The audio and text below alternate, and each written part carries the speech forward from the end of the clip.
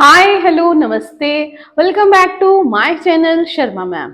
तो बच्चों आज हम करेंगे class 11 maths chapter number 3 trigonometric functions. और ट्रिग्नोमेट्रिक फंक्शंस में हमने अभी तक सीखा है कि ट्रिग्नोमेट्रिक के कौन कौन सी आइडेंटिटीज हैं। बहुत सारे फॉर्मूलाज हैं बेटा इस एक्सरसाइज से रिलेटेड।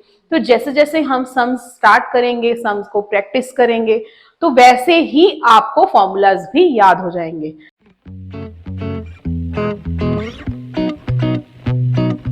तो अब स्टार्ट करते हैं एक्सरसाइज 3.3 का क्वेश्चन नंबर 1।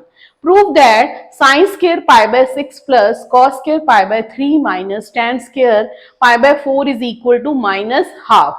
तो बेटा अगर इसको हम डिग्री में चेंज करें तो पाई बाय 6 इज 30 डिग्री, वो होता है 1/2, तो स्क्वायर है तो स्क्वायर आ जाएगा।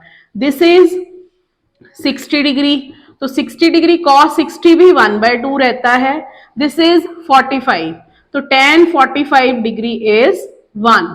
तो इसको सॉल्व करते हैं लेफ्ट हैंड साइड को सबसे पहले, तो ये आ जाएगा 1/4 प्लस 1/4 माइनस 1। अब पहले हमने यहाँ पर एलसीएम ले लेना है। दिस इज 4, तो यहाँ आ जाएगा 1 + 1 माइनस 4, तो 2 - 4/4 माइनस 2/4 माइनस हाफ। इसके अलावा बेटा आप इसको डायरेक्ट भी कर सकते हो, यहां से आप लिख सकते थे 2/4 माइनस 1, तो हाफ में से 1 निकालना है तो माइनस 1/2 आ गया। तो इस तरह this is equal to right hand side, so hence proved. यहाँ पे ये प्रूव हो गया कि this expression is equal to minus half. Next is question number 2। बेटा ये क्वेश्चन डिफरेंट है, इसमें आपने एक ऐसा कंसेप्ट सीखना है to change the angles, to change the T ratio while you have given extremes like 7 π/6 दिया हुआ है, तो इसकी वैल्यू हमारे पास नहीं है टेबल में, तो इसको चेंज कैसे करना है। π/6 तो हो गया हमारा 30 एंड π/3 इज 60, तो इसकी वैल्यूज तो है हमारे पास टेबल में, बट 7 π/6 की वैल्यू नहीं है, तो इसको ब्रेक कैसे करेंगे वो सीखेंगे। तो सबसे पहले लेफ्ट हैंड साइड ले लेते हैं। 2 sin square π/6 plus cosecant square 7 π/6 cos square π/3। अब यहाँ पर π/6 इज 30, तो 30 sin 30 होता है 1/2, और इसी तरह बेटा इसको हम ब्रेक करेंगे, कोसेक को ब्रेक करेंगे 7 पाई को पाई प्लस π/6 में, पाई प्लस π/6 में। देखिए पाई प्लस π/6, 6 पाई प्लस π/6, तो जब हम इसका एलसीएम लेंगे तो 7 पाई ही आ जाएगा। इसी तरह cos स्क्वायर π/6 π/3, तो ये cos 60 है, cos 60 रहता है हमारे पास 1/2 का स्क्वायर आ जाएगा। अब बेटा ये आपने अब दिमाग में सोचना है कौन सा क्वाड्रेंट है। देखिए हमारे पास ये थे क्वाड्रेंट एंटी क्लॉकवाइज डायरेक्शन में, first, second, third, fourth, after school to college. तो यहाँ पर सारे पॉजिटिव, यहाँ साइन और कोसेक पॉजिटिव, यहाँ पर tan और कॉट पॉजिटिव, यहाँ पर cos और सीकेंट पॉजिटिव। ये होता है 90 minus theta and 360 plus theta का, ये होता है 90 plus theta and 180 minus theta का।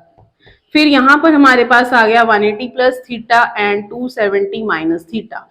तो ये जो हमारा एक्सप्रेशन है पाई प्लस π/6, ये है हमारा 180 प्लस थीटा।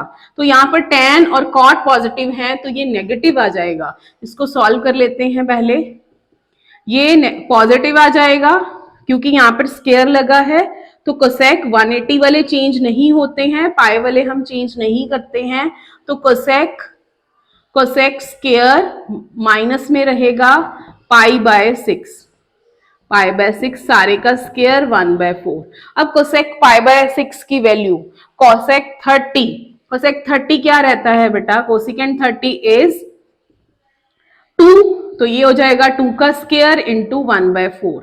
यहां पर हमारे पास आ जाएगा 2, 1/2 प्लस ये कट हो जाएगा 4 से, तो 1 प्लस हाफ इज 3/2। यहां पर आ गया ये 3/2 which is equal to right hand side तो देखिए आपने सिर्फ यही देखना है बेटा, जिनकी वैल्यू टेबल में नहीं है आपके पास तो उनको कैसे हमने यहाँ क्वाड्रेंट वाइज कैसे सॉल्व करना है।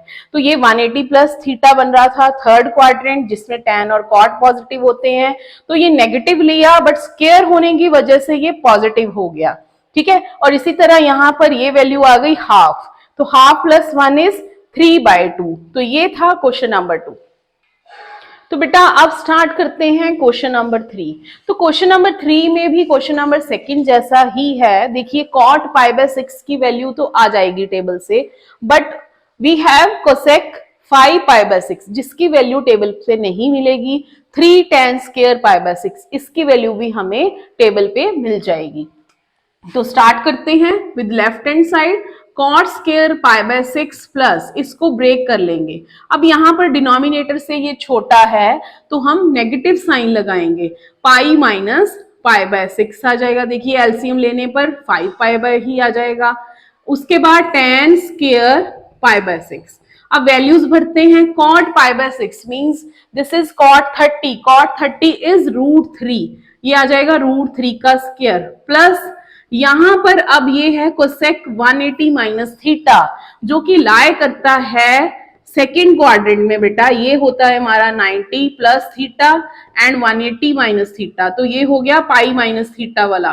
तो यहां पर कोसेक पॉजिटिव रहेगा, चेंज नहीं होगा क्योंकि 180 है, तो कोसेक π/6 प्लस 3 tan 30 होता है 1/√3, तो ये इसका स्क्वायर है, स्क्वायर लग जाएगा।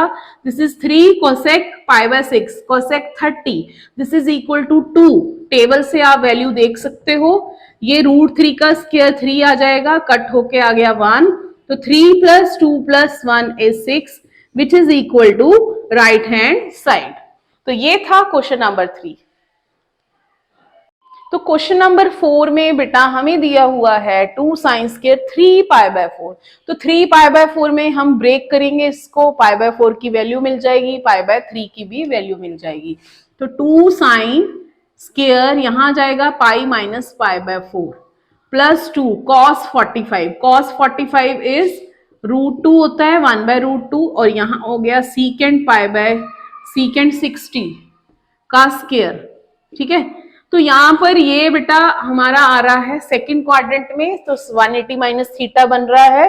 सेकंड क्वाड्रेंट में साइन पॉजिटिव रहता है, तो 2 sin π/4 आ गया, प्लस 2 1/√2 का स्क्वायर, प्लस 2 यहां पर आ जाएगा 2 का स्क्वायर, तो 2 इंटू यहाँ स्क्वायर है 1/√2 का स्क्वायर, प्लस 2 इंटू 1/2 प्लस 2 2 ज़ा 4 2 ज़ा 8, तो ये भी कट हो जाएंगे सभी। ये एक्सप्रेशन कट होके 1 आ गया, ये भी 1 आ गया, तो 1 + 1 + 8 is 10 which is equal to right hand side. तो ये था क्वेश्चन नंबर 4। तो बेटा नेक्स्ट है क्वेश्चन नंबर 5। ये क्वेश्चन हमारे पास है find the value of sin 75 and tan 15। तो बेटा यहाँ पर इसकी वैल्यू नहीं है टेबल्स में, 75 और 15 की वैल्यू नहीं है टेबल में। तो इसको हम क्या करेंगे, हम इसको डिफरेंस या सम करके ना इसका सॉल्यूशन निकालेंगे और इसके वैल्यूज को हम इस तरह फाइंड आउट कर सकते हैं। देखिए sin 75 है, तो sin 75 को मैं ब्रेक कर लेती हूँ 45 + 30।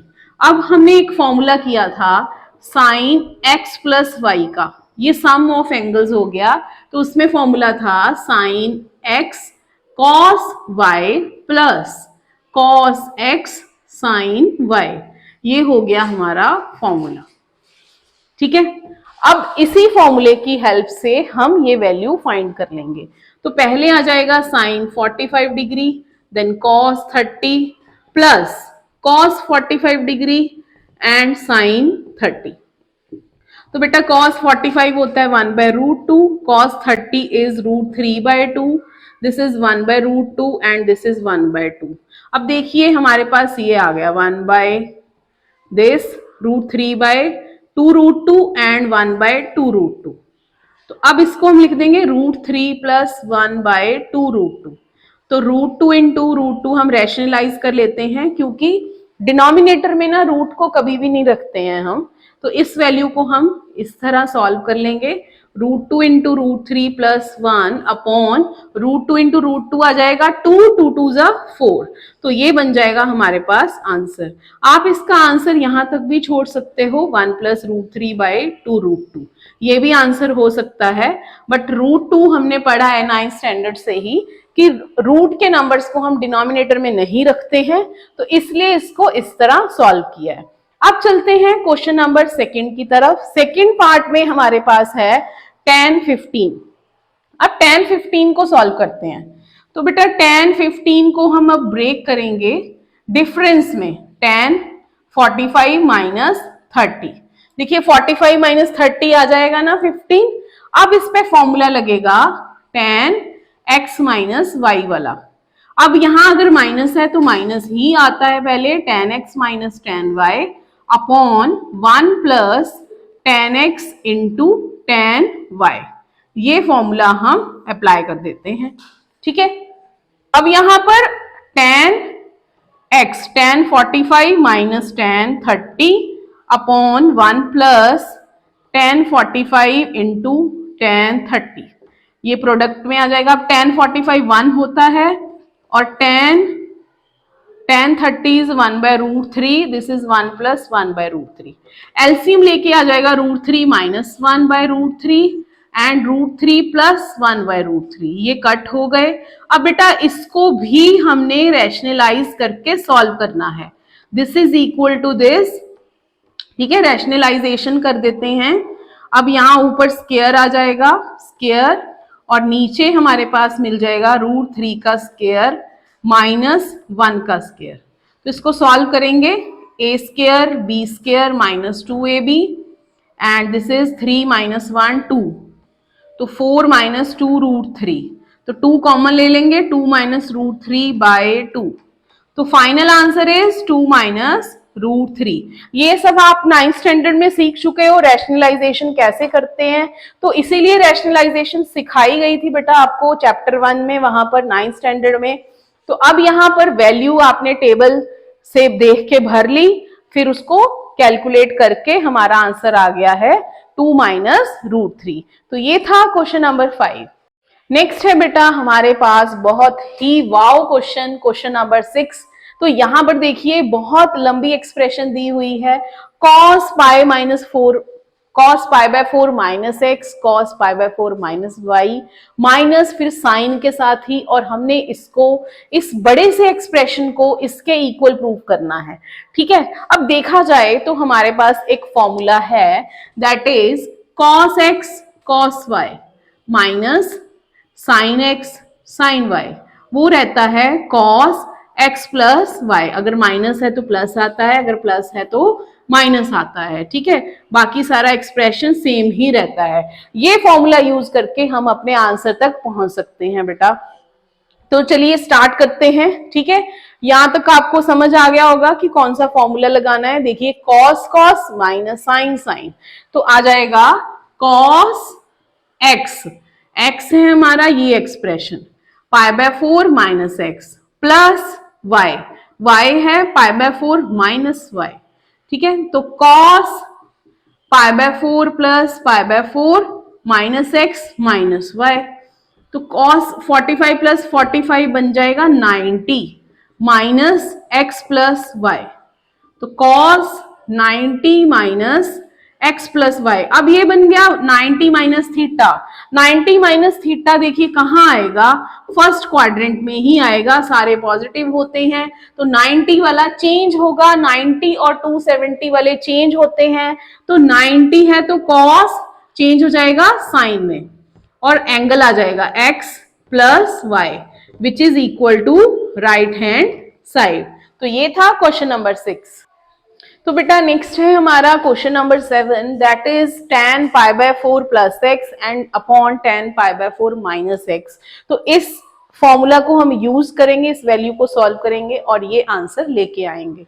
तो बेटा हमें पता है कि tan x plus y, tan x plus y, वैसे तो हमारे पास ये फॉर्मूला भी होता है 45 प्लस थीटा का, तो tan x प्लस वाई हमारे पास रहता है tan x plus tan y upon 1 minus tan x tan y, ठीक है, इस तरह अगर प्लस है तो प्लस ही आएगा, नीचे माइनस, और अगर माइनस है तो माइनस ही आएगा और डिनोमिनेटर में प्लस आ जाता है। tan x minus tan y upon 1 plus tan x into tan y, ये हो गया। ठीक है, अब इसको इस फॉर्मूला को इस कैलकुलेशन में लगाते हैं। Left hand side we have this expression, तो tan pi by 4 plus x, ये चेंज हो जाएगा tan pi by 4 plus tan x upon 1 minus tan pi by 4 tan x upon, इसके नीचे है tan pi by 4 minus x। Now we will apply this formula, तो tan pi by 4 minus tan x upon 1 plus tan pi by 4 tan x। सारे ही बच्चे tan में confuse हो जाते हैं, बेटा कंफ्यूज नहीं होना है। अब यहां पर आपने सिंपली tan पाई बाय 4 की वैल्यू डाल देनी है, 1 plus tan x, 1 minus tan x, 1 minus tan x, 1 plus tan x। अब इसको सॉल्व कर लेते हैं। 1 first fraction as it is, ये फ्रैक्शन एज इट इज ही आ जाएगी, एंड नीचे वाली का रेसिप्रोकल हो जाएगा, तो वो ऊपर डिनोमिनेटर और न्यूमरेटर सेम आ रहे हैं तो स्केयर बन जाएगा, और हमारा आंसर हमारे पास आ गया है। This is the right hand side. ठीक है, ये था क्वेश्चन नंबर 7। तो बेटा नेक्स्ट ऐसा क्वेश्चन है जिसके लिए आपको वो लाइन तो याद रखनी ही पड़ेगी, आफ्टर स्कूल टू कॉलेज, उसके बिना ये क्वेश्चन नहीं हो सकता है। तो देखिए बहुत सारी वैल्यूज हैं जिनका हमने कैलकुलेट करना है जिनको, तो सबसे पहले क्वाड्रेंट बना लेते हैं, first, second, third, fourth, and हमारा जो है स्लोगन, इस एक्सरसाइज का मेन स्लोगन यही है, after school to college, all positive, sine positive, tan positive, cos positive, और यहाँ पर cos और साइन ही है। तो देखिए सबसे पहले है cos pi plus x means 180 plus theta, तो वो आएगा यहाँ पर 180 plus theta is lying in third quadrant, तो cos होता है नेगेटिव यहाँ पर, तो cos x। इसी तरह cos माइनस x क्या रहता है, cos x, cos पॉजिटिव रहता है माइनस में। तो अब यहाँ पर साइन 180 माइनस थीटा है, तो वो आएगा सेकंड क्वाड्रेंट में 180 माइनस थीटा, तो साइन पॉजिटिव रहता है, तो साइन x। फिर यहाँ पर आ गया cos 90 प्लस थीटा, वो भी सेकंड क्वाड्रेंट, तो सेकंड क्वाड्रेंट में सिर्फ cos और cosec पॉजिटिव होते हैं, बाकी सब नेगेटिव। तो ये है 90 वाला बेटा चेंज होगा, तो cos चेंज हो गया साइन में, और साथ में लग जाएगा माइनस का साइन। ये बन गए हमारे सारे एक्सप्रेशंस। अब माइनस cos स्क्वायर x एंड minus sine square x, minus minus cancel हो गया, cos x upon sine x का स्क्वायर, वो आ जाएगा cot square x, which is equal to right hand side. तो ये हो गया क्वेश्चन नंबर 8। तो please like, share and subscribe our channel.